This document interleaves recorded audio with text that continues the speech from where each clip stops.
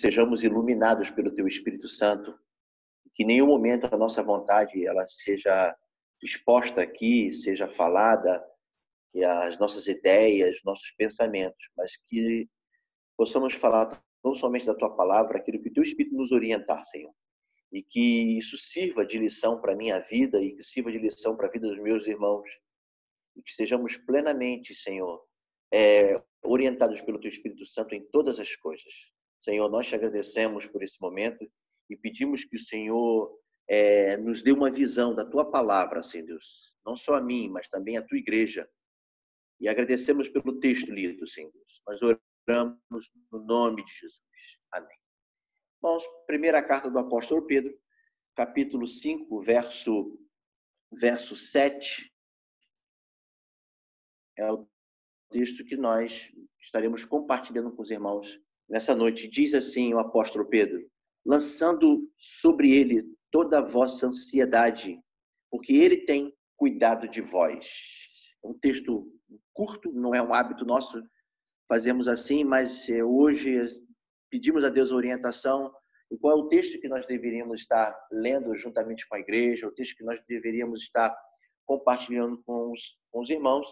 Eu creio que o Espírito Santo nos orientou e Deus nos iluminou para que pudéssemos estar compartilhando esse texto, capítulo 5 da primeira carta de Pedro, verso 7, lançando sobre ele, sobre o Senhor Jesus, toda a vossa ansiedade, porque ele tem cuidado de vós. E essa carta, irmãos, nós já estudamos ela anteriormente, nós já comentamos ela numa leitura que nós fizemos há um tempo atrás, e nós tivemos a oportunidade de ver com toda a igreja, estudar, de comentar tanto a primeira carta quanto a segunda carta do apóstolo Pedro, e assim como algumas outras cartas também, como também o Evangelho de João, nós tivemos a oportunidade de destrinchar diariamente, juntamente com os irmãos, todo esse momento que o apóstolo Pedro está vivendo.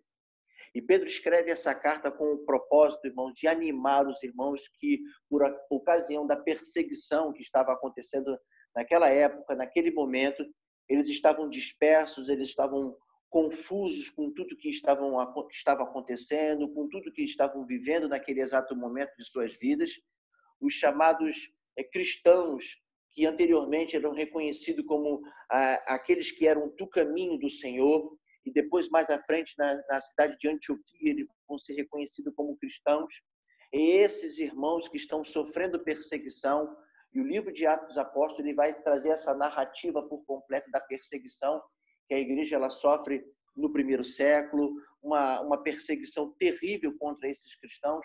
E o próprio apóstolo Pedro, ele vai aqui, no início dessa carta, ele já vai dizer no capítulo 1, a partir do verso 1, que toda uma região está sofrendo por conta dessa perseguição, de que todos esses irmãos eles estão dispersos por várias regiões daquele lugar, né? Os chamados cristãos, eles estavam precisando, nesse momento, de uma palavra de ânimo, eles precisavam ser exortados, eles precisavam de uma bendita esperança que estava em Cristo Jesus.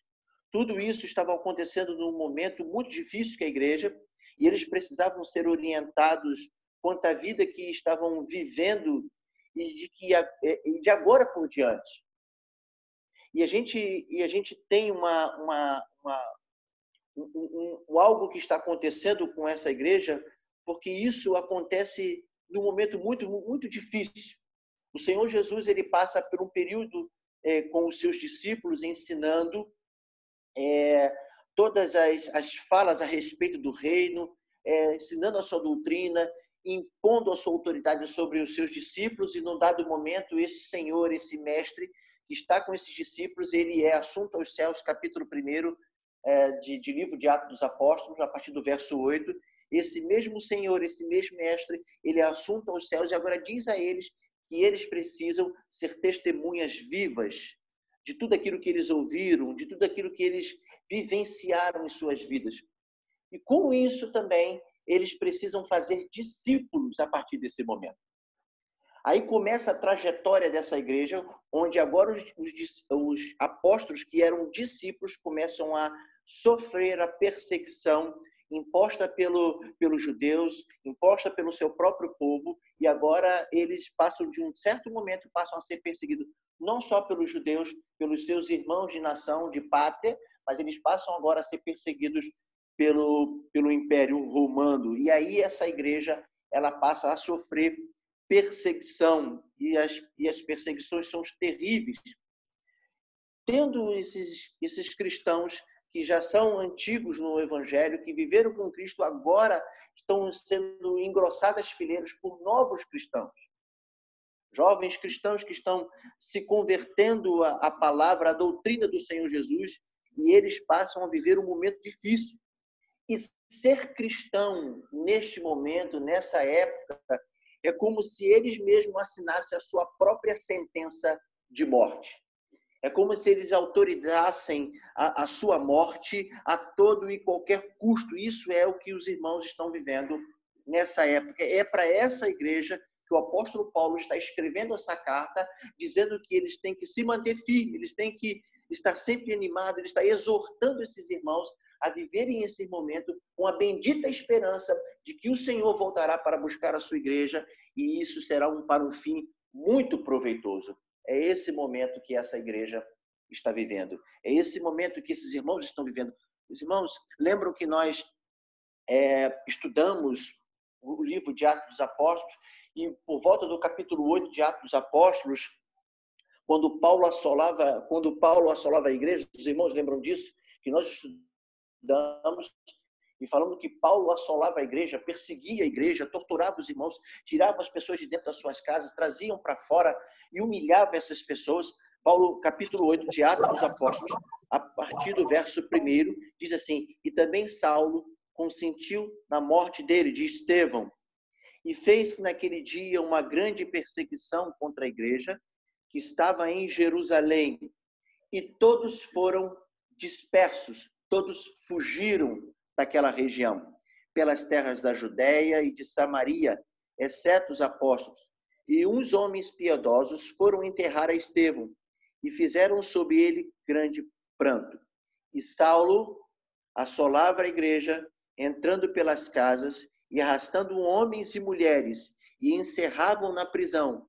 Mas os que andavam dispersos iam por toda a parte anunciando a palavra do Senhor. Atos capítulo 1, do verso 1 ao verso 4. Paulo está agora assolando a igreja, Saulo está assolando a igreja, mas a gente percebe que isso é apenas o princípio. Algo pior ainda está por vir, quando Nero assume o Império de Roma, e aí sim o caos se transforma para a vida desses cristãos, e aí sim, sob a autoridade e domínio romano, a perseguição se instala por toda a região, e todos os cristãos agora são perseguidos. Eles estão passando por momentos difíceis. Eles estão passando por momentos muito difíceis, e uma coisa que a gente observa nesse tempo, com toda essa perseguição, com toda essa dificuldade, com todo o Império Romano perseguindo a igreja, maltratando os cristãos, tirando de suas casas, e Paulo, ele recebe essa missão, ele se converte no capítulo 9, mas não é por isso que a perseguição ela termina, muito pelo contrário. Coisas piores ainda estão por vir sobre essa igreja. Mas uma coisa a gente aprende quando a gente lê o livro de Atos dos Apóstolos. Com toda essa perseguição, com todo esse planejamento satânico sobre a igreja não parava de crescer. Ela continuava crescendo. E era exatamente tudo isso que impulsionava esses irmãos a continuarem anunciando a Cristo como seu único e suficiente Salvador. A bendita esperança de que ele viria, de que ele voltaria para buscar a sua igreja, que ele voltaria para buscar o seu povo. Eles sabiam que estavam sofrendo perseguições, mas sabiam também que o seu Senhor voltaria para buscar a sua igreja. É a esta igreja que o apóstolo Paulo está escrevendo, e ele está animando esses irmãos. Se nós olharmos para o capítulo 1, do verso 1 até o verso 12, ele diz: Simão Pedro, servo e apóstolo de Jesus Cristo, aos que conosco obtiveram fé igualmente preciosa na justiça do nosso Deus e Salvador Jesus Cristo. Pedro está se dirigindo a esses irmãos que sofreram perseguição, mas que continuam firmes, continuam esperançosos. E ele continua dizendo a esses irmãos: a graça e a paz vos sejam multiplicados no pleno conhecimento de Deus e de Jesus, nosso Senhor. Pedro está fortalecendo esses irmãos e está animando esses irmãos a que eles permaneçam exatamente com a mesma fé que lhes foi dada por Jesus Cristo. E se a gente olha o verso 3 em diante, e aí sim Pedro agora vai entrar num outro estágio de que Pedro está dizendo a esses irmãos que eles precisam ser fortalecidos na fé, mas ele diz agora, a partir do verso 3, ele vai continuar trabalhando na mente desses irmãos, visto que como pelo divino poder tem sido doado todos pelo conhecimento completo daquele que nos chamou para a sua própria glória e virtude.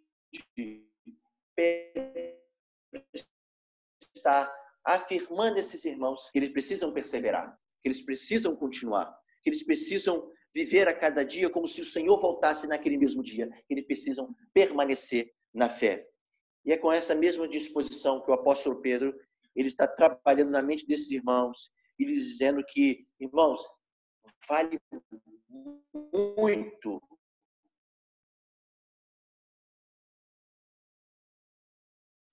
não é pouco, não. Não tem como medir, ele está testemunhando a Jesus Cristo, independente das dificuldades. É nessa mesma carta, no capítulo 5, e a partir do verso 9, que Pedro ele vai continuar fortalecendo esses irmãos, dizendo a ele, o capítulo ao verso 12, os irmãos estão conseguindo me ouvir bem? Ou está travando? Está travando, irmãos? Está travando?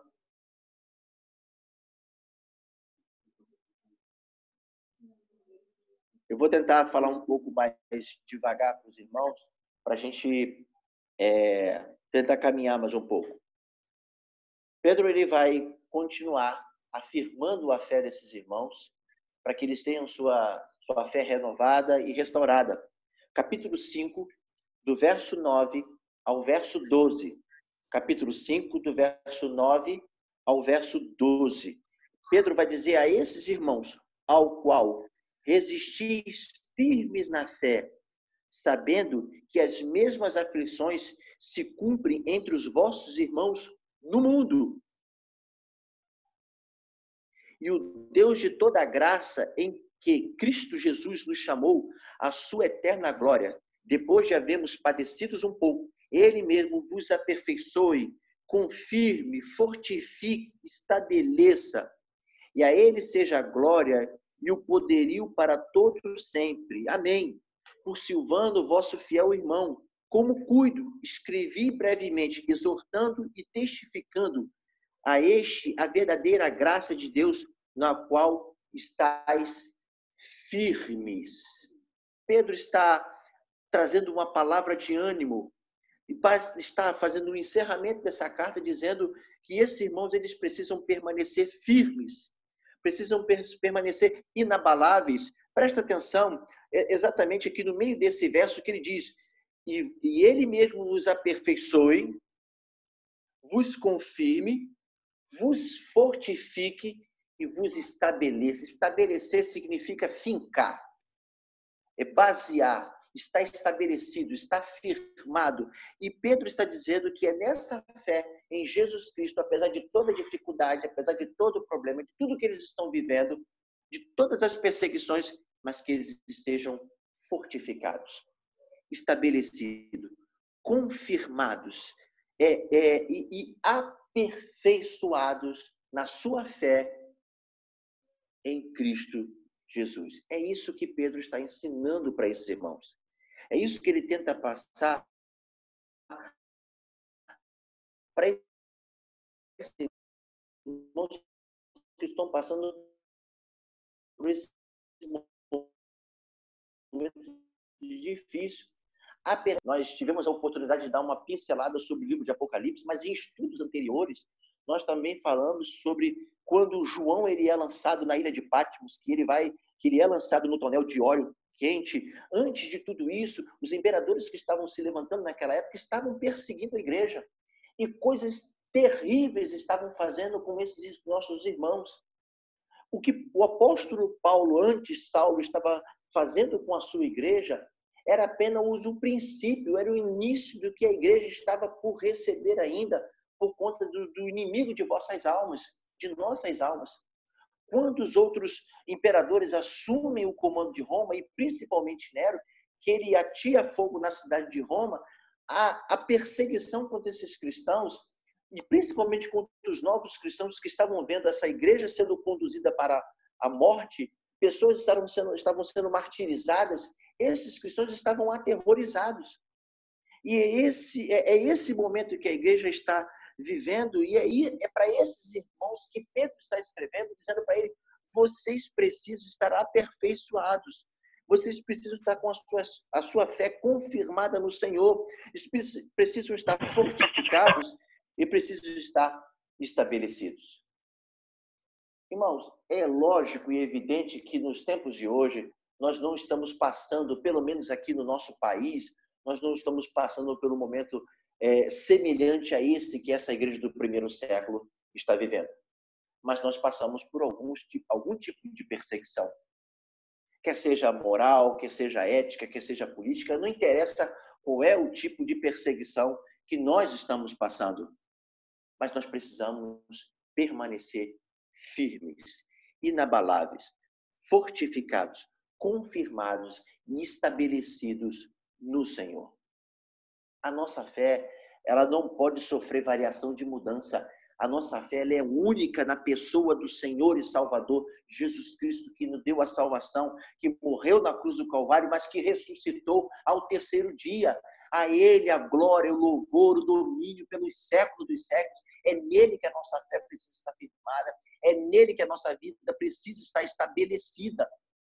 Não é em fulano, beltrano, ciclano, mas é na pessoa de Jesus Cristo que a nossa fé precisa estar firmada. E é exatamente com esse propósito de animar esses irmãos, de usar exatamente tudo isso aqui que ele está apontando para nós de aperfeiçoamento, confirmação, fortalecimento, estabelecimento a esses irmãos que deve estar também em nós. É esse o desejo que deve estar estampado em cada um de nós, igreja do Senhor. Independente daquilo que estamos passando, irmãos. Irmãos, o Covid-19 não deve roubar a nossa fé. O Covid-19, ele não deve desestabilizar a nossa fé. O Covid-19 ou demais pragas que venham sobre esse mundo, e que certamente elas virão, não nos tirará e não deve nos tirar da presença do Senhor. Porque o sacrifício da cruz que Jesus fez, ele foi exatamente para nos estabelecer nele, para nos confirmar nele, para nos firmar nele, para nos aperfeiçoar nele. É isso que Pedro está ensinando para esses irmãos, é isso que Pedro está nos ensinando na sua carta, é isso que Pedro está ensinando para essa igreja, dizendo que eles precisam continuar caminhando. A igreja de Jesus, ela precisa continuar caminhando sempre de glória em glória, de vitória em vitória, pelo evangelho que nos foi dado. O evangelho não nos foi dado para alcançarmos bem, curas, mas o evangelho ele nos foi dado para um propósito, para a salvação em Cristo Jesus, e isso ninguém rouba. Não há praga, não há doença, não há ladrão, não há enfermidade, nada que nos tire da presença do Senhor. O que Ele conquistou na cruz do Calvário, a nossa salvação, a vida eterna, ela é superior a todas essas coisas. E é nele que nós devemos estar estabelecidos. É nele que nós devemos estar firmados. A nossa esperança deve estar nele. E é isso que Pedro está ensinando para essa igreja. Pedro anima esses irmãos a manterem-se firmes e inabaláveis no Senhor. E Pedro ele vai usar muito das falas do apóstolo Paulo em sua carta. Ele vai dizer que eles precisam estar estabelecidos, firmes, e a mesma fala do apóstolo Paulo, que ele usa os irmãos da primeira carta de Corinto. Primeira carta de Coríntios, capítulo 15, verso 58. O apóstolo Paulo escreveu nesses irmãos que estão sofrendo nessa igreja também. Ele diz: portanto, meus amados irmãos, sede firmes, inabaláveis e sempre abundantes na obra do Senhor, sabendo que no Senhor, não em vocês, não na sua própria força, não na sua própria vontade, mas no Senhor. É nele, o vosso pão, tudo que nós fazemos para o crescimento do reino é para que o nome de Cristo seja glorificado, ele seja exaltado. Tudo que faz, exatamente tudo que estamos fazendo é para a glorificação do nome dele e para que sejamos fortalecidos nele. A glória não é nossa. A glória não nos pertence. O louvor não é nosso. Tudo é para a glória dele. Tudo é para o louvor dele. Tudo é para a exaltação do nome dele. A ele seja a glória, o louvor pelos séculos dos séculos. Tudo é para ele. E é isso que o apóstolo Paulo está falando para a igreja de Corinto. É exatamente isso que Pedro está ensinando a esses irmãos, que eles devem permanecer assim, firmes e irrepreensíveis, inabaláveis no Senhor, diante de toda dificuldade, de todo problema que estejam passando, sabendo que esse fortalecimento sempre ele vem do Senhor e não de nós. Nós não temos força, mas a nossa esperança ela está no Salvador. Nós devemos buscar a nossa força no Salvador. A nossa esperança vem dele, a nossa confirmação vem dele, a nossa fortificação vem dele, o estabelecimento da sua igreja e do seu povo vem dele, é sempre dele. E é isso que o apóstolo Pedro está ensinando esses irmãos, é isso que o apóstolo Pedro está passando para essa igreja. Ele está dizendo exatamente para vós.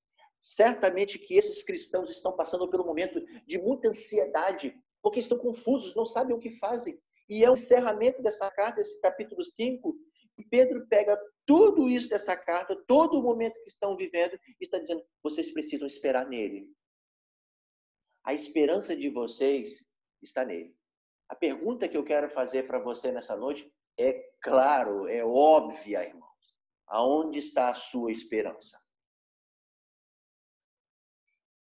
Em quem está firmado a sua esperança? Aonde você está fortalecido? Pedro está dizendo aqui para nós, lançando sobre ele, sobre o Senhor, de tudo e de todos, que opera em tudo e em todos, lançando sobre ele toda a vossa ansiedade. Esses irmãos aqui estavam ansiosos. Certamente havia no coração deles uma ansiedade de que o Senhor voltasse logo. Jesus disse, no capítulo 1, que ele ia, mas que voltaria para buscar a sua igreja. Ele estabeleceu a sua igreja, deu ordens à sua igreja e disse, olha, eu vou para junto do Pai, mas eu volto para buscar a igreja. E é exatamente nesse propósito, nessa ansiedade que a igreja vivia. Ainda mais por tudo que eles estavam vivendo, por todo o momento que eles estavam vivendo. Tinha uma carta assinada com autorização de morte para a vida de cada um deles. E aí Pedro diz a esses irmãos que estão padecendo, que estão sofrendo com isso, e diz, olha, vocês devem lançar nele toda a vossa ansiedade, toda a esperança está nele, deve estar depositada nele, porque ele certamente, ele tem cuidado e ele sabe exatamente o que é melhor para cada um de vocês. É isso que ele está falando. E aí o apóstolo Pedro, ele no capítulo 1, do verso 3 ao 7, ele diz, bendito Deus e Pai de nosso Senhor Jesus Cristo, que segundo a sua misericórdia nos regenerou para uma viva esperança, mediante a ressurreição de Jesus Cristo dentre os mortos, para uma herança incorruptível, sem mácula, imarcessível, reservada nos céus para vós outros, que sois guardados pelo poder de Deus, mediante a fé, para a salvação preparada para revelar-se no último tempo. Nisso exultai embora no presente, por breve tempo. Se necessário sejais contristados por várias provações, para que uma vez confiado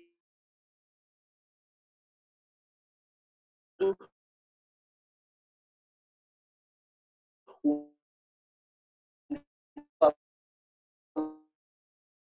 valor da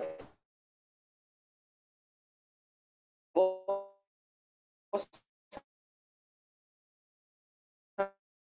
fé muito mais precioso para Cristo. Que coisa mais, no período, toda a passão de nós. É por isso que a nossa esperança está nele. É por isso que a nossa vida está nele. E é por isso que ele nos salvou e nos regenerou para uma viva esperança mediante a ressurreição de Jesus Cristo dentre os mortos. Ele é a confirmação da nossa salvação. Ele é a confirmação da glória de Deus em nossas vidas. Ele é a revelação do próprio Deus a nós. E é Ele que nos firma e nos estabelece para a sua maravilhosa salvação. É nele que a nossa esperança está. Toda a fala do apóstolo Pedro está firmada exatamente em tudo que ele mesmo viu do próprio Mestre. Jesus disse a Pedro, em Mateus capítulo 16, verso 18, também eu te digo, tu és Pedro, e sobre esta pedra edificarei a minha igreja, e as portas do inferno não prevalecerão contra ela. Jesus está ensinando a Pedro que a esperança está nele, não em 24, do verso 4 ao verso 8, sobre o princípio das dores. Ele mesmo começa dizendo, vede que ninguém vos engane. Mas ele também diz, porém, tudo isso é o princípio das dores. Jesus está dizendo à sua igreja tudo o que estava por acontecer, mas que ela deveria permanecer esperançosa nele. Nele. Jesus, apesar de dizer tudo isso que está acontecendo e que aconteceria com a sua igreja, ele mesmo traz a esperança à igreja e diz, João capítulo 14, 27, diz, deixo-vos a minha paz vos dou, não vou lá dou como o mundo a dá, não se turbe o vosso coração e nem se atemorize. João capítulo 16, verso 33, ele diz, essas coisas vos tenho dito que tenhais paz em mim. No mundo passai por aflições, mas tem de bom ânimo, porque eu venci o mundo. Jesus, ele traz esperança para a igreja. E é essa mesma esperança que Pedro ele aprende do Senhor Jesus e ele está passando para esses irmãos que eles tenham esperança no Senhor. Há sempre uma palavra de ânimo por parte do Senhor à sua igreja. E é exatamente isso que Pedro está transmitindo à igreja, aos dispersos, e é exatamente isso que o Senhor nos transmite. E qual é a aplicação, irmãos? Uma aplicação muito prática e muito simples para todos nós. Ela está com toda certeza no Senhor Jesus, no futuro glorioso. A aplicação disso é um futuro glorioso que o Senhor tem preparado para a sua igreja. E com toda certeza não será aqui. A nossa esperança não está aqui. O apóstolo Paulo, escrevendo a sua carta, 1 Coríntios capítulo 15, verso 19, diz, se a nossa esperança em Cristo se limita apenas a essa vida, nós somos os mais infelizes de todos os homens. Em outra tradução diz, nós somos os mais miseráveis de todos os homens, porque nós estamos esperançosos aqui. A nossa esperança não está aqui. A nossa esperança está lá nos céus que nos aguarda, na presença do nosso Senhor e Salvador Jesus Cristo, que tem dado a nossa salvação, que ele alcançou a nossa salvação na morte de cruz do Calvário, e nós fomos alcançados pelo seu infinito amor. Ali está a nossa esperança. Pouco se fala sobre esperança nos dias de hoje. Fala-se muito sobre cura, sobre prosperidade, mas pouco se fala sobre a esperança da glória. Pouco se fala sobre a vinda do Senhor. Pouco se fala dos momentos que teremos o porvir com o Senhor. E hoje, nessa noite, o Senhor está nos dizendo que a nossa esperança, ela precisa estar nele para todo o sempre, até que ele volte. Irmãos, eu quero deixar essa palavra para você nessa noite, que a nossa esperança deve estar no nosso Senhor e Salvador Jesus Cristo, independente daquilo que estejamos passando. Mas a nossa esperança está, aliás, ela não está não, ela é a nossa viva esperança, ela está na pessoa do nosso Senhor e Salvador Jesus Cristo. Que o Senhor te abençoe nessa noite e que o Espírito Santo possa lhe falar poderosamente no seu coração e lhe fortalecer, estabelecendo você dia após dia na pessoa de Jesus Cristo. Amém? Eu não sei se dá tempo para a gente orar ainda. Dá tempo para a gente orar? Faltam 4 minutos. Eu quero orar com você e impetrar a bênção apostólica sobre a sua vida. Amantíssimo Deus, eu quero agradecer ao Senhor e louvar o teu nome pela viva esperança que está na pessoa do teu Filho Jesus Cristo, que vive e reina para todos sempre. Pai, muito obrigado por esse momento que passamos na tua presença, compartilhando da palavra com os meus irmãos, e certamente essa palavra me encheu nessa noite de esperança na pessoa de Jesus Cristo. E a nossa esperança é que também tenha alcançado os meus irmãos e que isso possa produzir neles uma viva esperança todos os dias. Senhor, muito obrigado por tudo que o Senhor tem feito, pelas tuas misericórdias sobre nós. O que seria do Senhor e das tuas misericórdias, Senhor, se o Senhor não estivesse conosco? O que seria de nós se o Senhor não estivesse conosco? Pai, muito obrigado por tudo. Nós choramos no nome de Jesus. Que a graça e a paz do nosso Senhor e Salvador Jesus Cristo, o amor de Deus e a consolação do Espírito Santo seja com todo o povo de Deus espalhado sobre a face da terra, com todo o povo de propriedade exclusiva do Senhor, que foram comprados pelo sangue do Cordeiro e agora justificados por Deus em Cristo Jesus, hoje e para todos sempre. Amém. Amém, irmãos. Irmãos, tá para acabar, eu não sei quanto tempo falta, mas quanto? 2 minutos e meio. Eu não sei se dá para a gente preparar aqui mais uns 10 minutos, eu acho que o Moisés vai ver se dá para preparar, se os irmãos querem continuar, para pelo menos a gente se falar um pouco no final do culto, mas eu queria dar oportunidade para os irmãos desses 2 minutos que tem, se alguém tem alguma fala, alguma coisa que levante a sua mão, para que possa fazer um comentário ou pedir uma oração,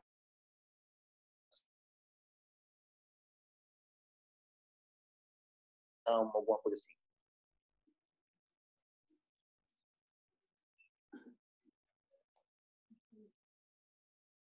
Alguém? Não, irmãos? Ninguém? Irmãos, vocês estão com vergonha hoje?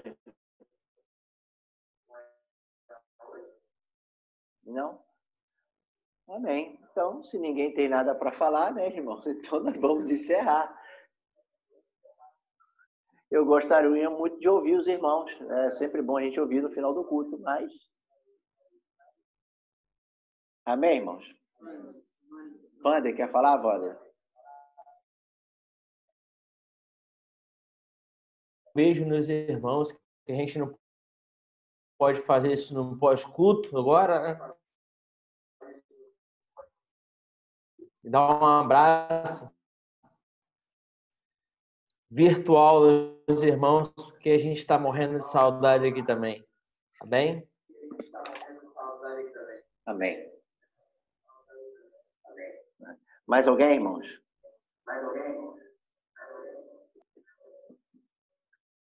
Bom, irmão, então vamos encerrar, então. Eu quero agradecer a presença de todos os irmãos. Tem algum visitante hoje? Tem alguém que está assistindo aí ao lado de alguém que não pertence à nossa igreja? Se tiver, manifeste, nós estaremos agradecendo a você também. E eu quero, além de agradecer os irmãos, desejar uma semana de paz e de tranquilidade a todos os nossos irmãos. Que o Senhor os abençoe em todo o tempo e que o Senhor os faça prosperar pelo seu caminho, segundo a sua santa vontade. Amém? Fique na paz. Deus abençoe os irmãos. Tchau. Acabou?